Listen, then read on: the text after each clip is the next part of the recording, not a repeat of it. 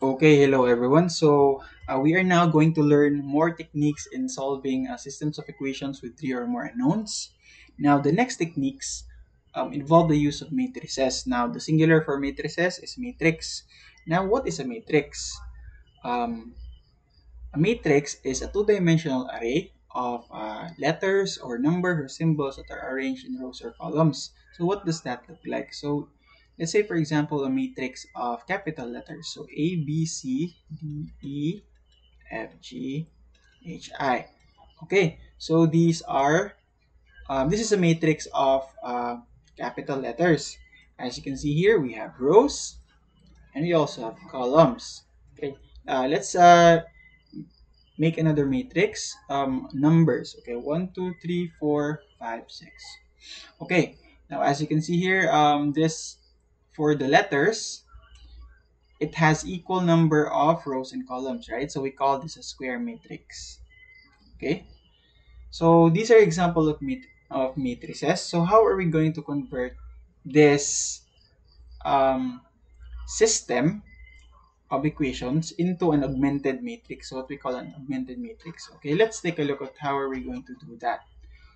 Okay, so the first thing that we need to do is we need to line up our terms right here in the left hand side. So the x terms have to be uh, lined up here because they will fall in the same column in our augmented matrix. Now in our augmented matrix, we are going to use only the coefficients of these terms. Okay, so what we have right here. So let's take the coefficients. So we have 2, 1, and 1, right? So we also have -1 and 0. I mean 1, I'm sorry. So we have 1 and 2. We also have +1 here and -3 and -8. Okay, so and then we are also going to use these constants right here. So in order to separate the constants, or we need an indicator that these are already constant. So we put a vertical line right here. So 0, 5, and 11. Okay, so this is now our augmented matrix for this system of equations. Okay, now let's take a look at another example where the left hand side of the equation, let's say for example, has a missing term. Let's say it doesn't have y, or this doesn't have a z. So what are we going to do there? Okay, let's write another example here on the right. So x minus z minus y plus z is equal to 0, and then x plus y. Oh, wait. Okay, so x plus y minus 3 is equal to 0. Then x plus z minus 8 is equal to 0.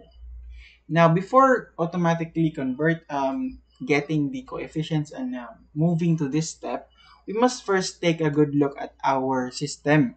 So as you can see here, on the second row, we have x, y, and no z, only a constant.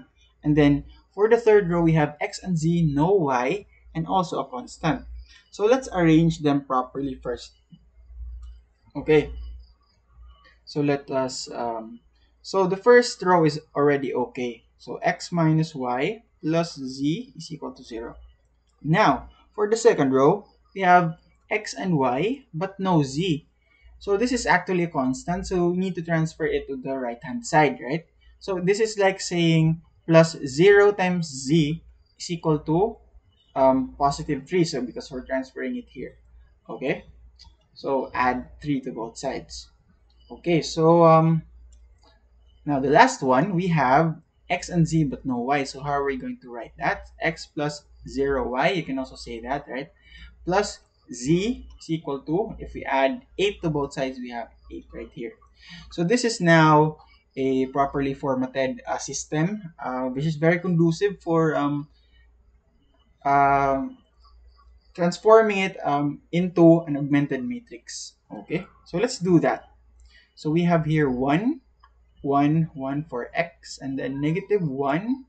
We have here 1 also, and 0 for y.